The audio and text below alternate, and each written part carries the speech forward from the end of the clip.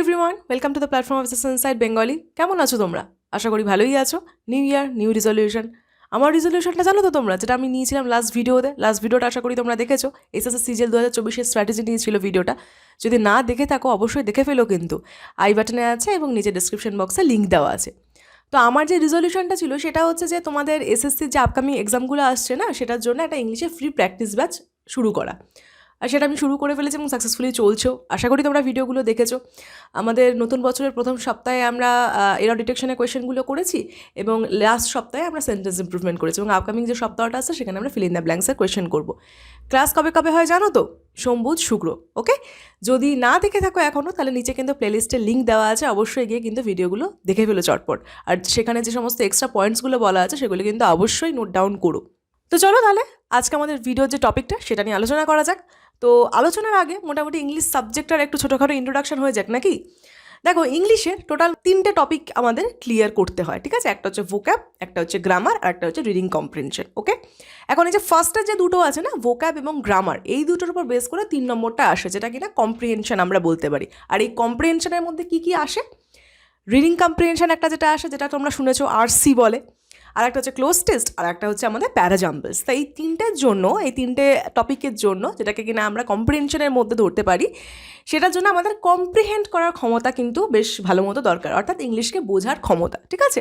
তো এবার এই 3 নম্বর জিনিসটার জন্য আমাদের এই ফার্স্টের দুটো জিনিস খুব ভালোভাবে করতে হয়, গ্রামার এবং ভোক্যাব। গ্রামার ভোক্যাব রেডি হওয়ার পরই আমাদের কম্প্রিহেনশনে যাওয়া উচিত। ওকে, এখন দেখো, এই ফার্স্ট যে দুটো টপিক গ্রামার আর ভোক্যাব, এই দুটোর মধ্যে ভোক্যাব যে পোর্শনটা, সেই ভোক্যাবের জন্য দেখো কোনো এমন নেই যে কোনো বেসিক তোমাকে বুঝতে হবে বা শিখতে হবে। ভোক্যাবে আমাদের যত নাম্বার অফ ওয়ার্ডস তুমি বেশি পড়তে পারবে তত তোমার জন্য ভালো, তুমি যত পড়বে তত তোমার নলেজ বাড়বে। তো ভোক্যাবে বেসিক্যালি বেসিক শেখার মতো কোনো জিনিস নেই। তো ভোক্যাবের পর আসি গ্রামারে দেখো কি হয়। গ্রামারে আমাদের মোটামুটি feel in the blanks, sentence improvement, error detection, narration, active voice, passive voice, এগুলো জিজ্ঞাসা করা হয়। এবং আলাদা তোমার রিডিং কম্প্রিহেনশনের মধ্যে, ক্লোজ টেস্টের মধ্যেও বিভিন্ন ধরনের পার্ট থাকে, যেখানে গ্রামার খুব ভাইটাল রোল প্লে করে।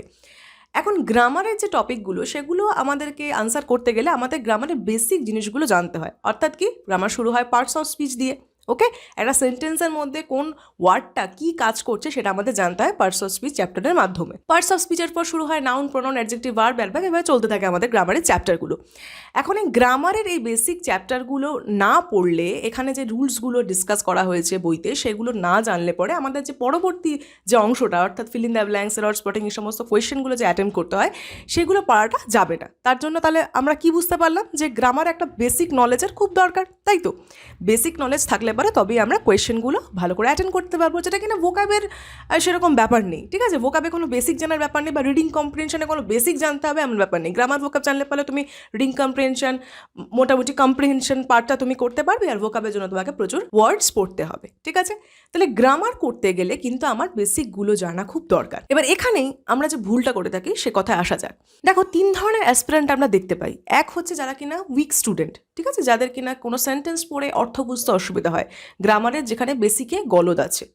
দ্বিতীয় হচ্ছে যারা মেডিওকার স্টুডেন্ট, তারা অর্থ যে বুঝতে পারে না এমন নয়, বুঝতে পারে কিন্তু কিছু কিছু জায়গায় সমস্যা থেকে থাকে, খুব ভালো যে একবার ইংলিশটা বোঝে এমন নয়, মিডিওকার যাদেরকে আমরা বলে থাকি। আর 3 ধরনের হচ্ছে যারা ধরো ইংলিশ মিডিয়াম স্কুলে পড়েছে, যারা কিনা ইংলিশটা মোটামুটি ভালোই বোঝে, ঠিক আছে? এই 3 ধরনের স্টুডেন্ট হতে পারে, তাই না? তো এবার দেখো, আমাদের ইংলিশে যে সবথেকে বড় ভুলটা আমরা করে বসি, যেটা কিনা অনেক জায়গায় দেখেছি আমি বলাও হয়, সেটা হচ্ছে আমরা ভাবি যে প্রশ্নের মাধ্যমেই আমাদের প্রিপারেশনটা কমপ্লিট হয়ে যাবে। প্রিভিয়াস ইয়ারের প্রশ্ন অ্যাটেম্প্ট করতে করতে বা মক টেস্টের মাধ্যমে আমরা আমাদের ইংলিশের প্রিপারেশনটা করে ফেলতে পারি।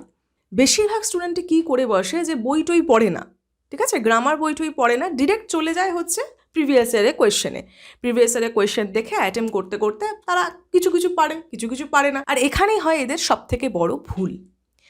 তুমি যদি কোয়েশ্চেন অ্যাটেম্প্টের মাধ্যমে শেখো, তাহলে তুমি শিখতে পারবে না এমন নয়, শিখতে অবশ্যই পারবে, কিন্তু তুমি খাপছাড়াভাবে শিখবে। তোমার প্রিপারেশনটা কিন্তু কখনোই কমপ্লিট হবে না। তাই প্রিপারেশন কখনো প্রিভিয়াস ইয়ারের কোয়েশ্চেনের মাধ্যমে শুরু করা উচিত না আমাদের ইংলিশ সাবজেক্টটার ক্ষেত্রে। বেশিরভাগ তোমরা অনেকে আছো যারা কলেজে পড়ছো, পড়াশোনা করতে করতে কম্পিটিটিভে পড়াশোনা করছো বা চাকরি করতে করতে পড়ছো, তাদের মনে হয় যে আমাদের অত সময় নেই, আমাদের এটা প্রিভিয়াস ইয়ারের কোয়েশ্চেন দিয়েই ওভাবেই শিখতে শিখতে করে ফেলতে হবে। কিন্তু আমরা এই সময়টা দিতে পারি না বলেই কিন্তু পরবর্তীকালে গিয়ে সময়টা বেশি লেগে যায়, যেটা লোকের মুখে মুখে চলে না, যে পঞ্চবার্ষিকী পরিকল্পনা, সেটা এইভাবেই আর কি এর উৎপত্তিটা হয়।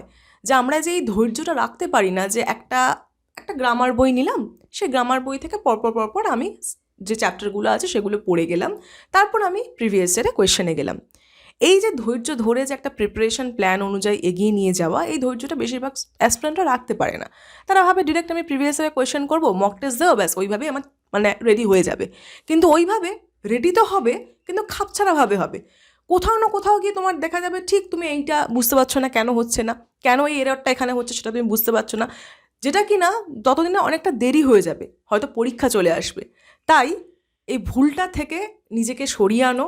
আমি তোমাদেরকে রিকোয়েস্ট করছি, তোমরা দয়া করে যে কোনো একটা গ্রামার বই নাও, ঠিক আছে? সব বইতেই একই লেখা আছে, যে বইটা পড়ে তোমার সুবিধা হবে তুমি সেই বইটা থেকে পড়ো। গ্রামার যখন পড়ছো একদম পরপর পার্টস অফ স্পিচ পড়ো, পার্টস অফ স্পিচটাকে ভালো করে বোঝো, যে কোন মানে আমাদের সেন্টেন্সের কোন ওয়ার্ডটার কী কাজ থাকে, নাউন কি, প্রোনাউন কি, অ্যাডজেক্টিভ কি, ভার্ব, অ্যাডভার্ব, প্রিপোজিশন, কনজাংশন, এগুলো কি, কোনটা কি কাজে লাগে, এই জিনিসটা বেসিক বোঝাটা কিন্তু খুব দরকার। এবং পার্টস অফ স্পিচের পর তোমরা আস্তে আস্তে একটা করে চ্যাপ্টার পড়ো, নাউন, প্রোনাউন, আর্টিকেল, এইভাবে এক করে এগিয়ে যাও। যখন তোমরা এই বেসিক কোনো গ্রামারের বই থেকে চ্যাপ্টারগুলো পড়ছো, তখন প্রশ্ন নিয়ে মানে আলোচনা করা বা প্রশ্ন নিয়ে মাথা ব্যথা করার কোনো প্রয়োজন নেই। তুমি খালি তোমার কাজ হবে হচ্ছে যা লেখা আছে বইতে সেগুলো খুব ভালো করে বোঝো, সেগুলো পড়ার পর তারপর গিয়ে প্রিভিয়াস ইয়ারে কোয়েশ্চেন করো। তখন দেখবে একটার সাথে আর একটা রিলেট করতে পারবে, অনেক নতুন কিছু জানতেও পারবে। কিন্তু এই যে বেসিক, যে তোমার একটা ফাউন্ডেশন ক্লিয়ার হলো, যে একটা বেস তৈরি হলো, এই বেসটার উপর ভিত্তি করে কিন্তু পরের জিনিসগুলো এগোতে থাকবে, যেটা কিনা তোমার প্রচণ্ড প্রয়োজন। যেই বেসটাই আমাদের গঠিত হয় না, আমরা ডিরেক্ট ঢুকে যাই প্রিভিয়াস ইয়ারের কোয়েশ্চেনে, আর আমাদের মনে হয় যে অ্যাটেম্প করতে করতেই শিখে যাব। ঠিক আছে? যে 3 ধরনের স্টুডেন্টদের কথা বললাম না, যারা ধরো উইক স্টুডেন্ট, তারা স্বাভাবিকভাবে বুঝতে পারে না যে কী করে তারা শুরু করবে। মানে আমি এমন অনেক স্টুডেন্টদের কাছ থেকে শুনেছি, তারা শুধু বলে যে দিদি শুরু কী করে করবো এটাই বুঝতে পারছি না। আর এই শুরু কী করে করবো এটা বুঝতে বুঝতেই অনেকটা দিন চলে যায়। তার জন্য তারা অনেক সময় করে কি, যে ভাবে যে রুলস বেসড যে ভিডিওগুলো আছে বা বইগুলো আছে, ভাবে তারা সেগুলো পড়ে তাদের মানে কিছুটা হলেও আর কি উইকনেস কমবে। কিন্তু দেখো, যে জিনিসটা আমি বেসিক জানি না, মানে কোনটাকে অ্যাডভার্ব বলে সেটাই আমি জানি না, কোনটাকে অ্যাডজেক্টিভ বলে সেটাই আমি জানি না, সেখানে শুধু রুলস পড়ে ওরকম মুখস্থ করে ইংলিশ কিন্তু সেই সাবজেক্ট নয়। যেটা অনেকে ভাবে যে রুলস মুখস্থ করে সেটা আমি অ্যাপ্লাই করে ফেলবো প্রশ্নে, সেটা কিন্তু সম্ভব নয়। ঠিক আছে? তো সেজন্য এইভাবে উইক স্টুডেন্টরা খুব খারাপভাবে ডাইভার্ট হয়ে যায়, ভাবে যে রুলস পড়ে বা যেগুলো ধরো খুব কমন রুল আর কি, সেগুলো পড়েই পরীক্ষা উতরে যাবে। কিন্তু সিজিএল কিন্তু এইভাবে উতরানোর পরীক্ষা নয়। তাই তাদের বেসিক থেকে পড়া তো অবশ্যই খুব দরকার, বিশেষ করে তাদের তো আরও ভালো করে পড়া উচিত, তাই না? যারা মিডিওকার স্টুডেন্ট হয় তারা ভাবে যে আমি তো মোটামুটি জানি, ও ঠিক আছে আমার প্রিভিয়াস ইয়ারে কোয়েশ্চেন্স দিয়ে হয়ে যাবে। সেই সেম ভুল, তারা যখন জানেই আরেকটু ভালোভাবে জানতে কী অসুবিধা, তাই না? আর যারা অলরেডি ভালো আর কি, ঠিক আছে, মানে ধরো তারা অলরেডি ইংলিশ মিডিয়াম স্কুলে পড়েছে, ইংলিশটা খুব ভালো করে জানে, তাদের জন্য তো আরও সুবিধা। তারা তো অনেক কম সময় বেসিক গ্রামারটা ক্লিয়ার করতে পারবে, তাই না? তারা যেহেতু অলরেডি তাদের যেহেতু ইংলিশের ওপর একটা দক্ষতা আছে, তারা চাইলে পরে খুব সহজেই খুব কম সময়ে বেসিক গ্রামারটা ক্লিয়ার করে ফেলতে পারে।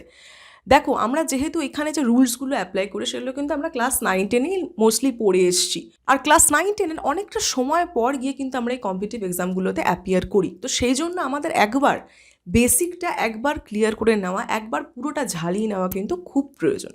তাই তোমাদের প্রত্যেকটা টাইপ অফ আমি স্টুডেন্টদের কথা বললাম, যে কার কীরকম আর কি মেন্টালিটি চলতে থাকে এই ইংলিশ সাবজেক্টটাকে নিয়ে, প্রত্যেকেই কিন্তু এই সেম ভুল করো, আর প্রত্যেকের ক্ষেত্রেই কিন্তু এই সেম সলিউশনই প্রযোজ্য। প্রত্যেকেই দয়া করে গিয়ে বেসিকটা একবার ক্লিয়ার করে এসো।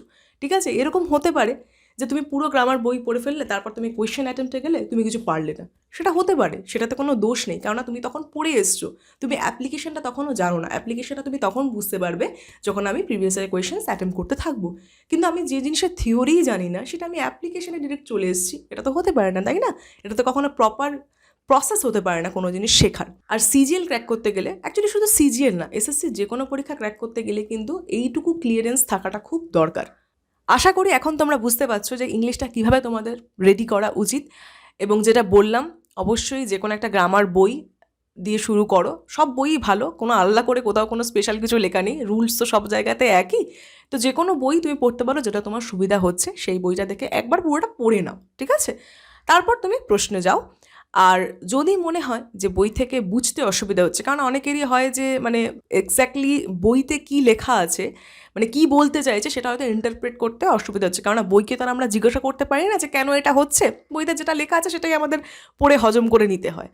তাই যদি মনে হয় যে বই পড়ে নিজের মানে জিনিসটা বোধগম্য করতে অসুবিধা হচ্ছে, কেউ যদি একটু বাংলায় বুঝিয়ে দেয় তাতে তোমাদের একটু সুবিধা হবে, তাহলে তোমরা আমাদের ফাউন্ডেশন কোর্সটা দেখতে পারো। নিচে হোয়াটসঅ্যাপ লিঙ্ক দেওয়া আছে, যদি তোমাদের মনে হয় যে কেউ বাংলায় ধরে ধরে বুঝিয়ে দিলে, স্টেপ বাই স্টেপ বুঝিয়ে দিলে পরে তোমাদের বুঝতে সুবিধা হবে, তাহলে নিচে দেওয়া হোয়াটসঅ্যাপ নাম্বারে তোমরা মেসেজ করতে পারো আমাদের ফাউন্ডেশন কোর্সে যুক্ত হওয়ার জন্য। আমাদের ফাউন্ডেশন ব্যাচের সাথে যারা যুক্ত আছে আশা করি তোমরা দেখেছো তাদের রিভিউগুলো, আমি কমিউনিটি ট্যাবে শেয়ার করেছিলাম, তাদের কতটা লাভ হয়েছে আর কি এই কোর্সে যুক্ত হয়ে।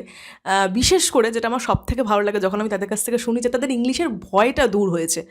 মানে ভয় দূর হওয়াটা কিন্তু খুব ইম্পর্টেন্ট আর কি। কোনো সাবজেক্টে যদি আমি কন্টিনিউসলি ভয় পেতে থাকি না, তাহলে আমি যতই জানি না কেন আমার কনফিডেন্স লেভেল কখনো বাড়ে না। আর যখনই সেই জিনিসটা বেসিক আমার ক্লিয়ার হয়ে যাবে, ভয় কিন্তু অটোমেটিক্যালি দূর হয়ে যাবে, আর সেটাই তাদের সাথে হচ্ছে। এটা প্রতিনিয়ত তাদের এই আর কি ইমপ্রুভমেন্টটা দেখে আমার খুব ভালো লাগে আর কি, আর সেটাই আমি তোমাদের সাথে শেয়ার করি। তারা আমার সাথে শেয়ার করে নিজে থেকেই যে তাদের কতটা লাভ হচ্ছে, সেটা আমি তোমাদের সাথে শেয়ার করি। যাই হোক, যদি তোমাদের মনে হয় যে তোমাদের এভাবে কেউ শিখিয়ে বুঝিয়ে দিলে আর কি সুবিধা হবে, তাহলে তোমরা দেখতে পারো আমাদের কোর্সটা। আজকে আমরা এখানেই শেষ করছি। তোমরা কিন্তু অবশ্যই আমাদের প্র্যাকটিস ব্যাচের ভিডিওগুলো দেখতে ভুলো না, নিচে ডেসক্রিপশন বক্সে সমস্ত ইম্পর্টেন্ট লিঙ্ক দেওয়া আছে। আজকের জন্য এখানেই তাহলে শেষ করি। সবাই খুব ভালো থেকো। That's all. Thank you.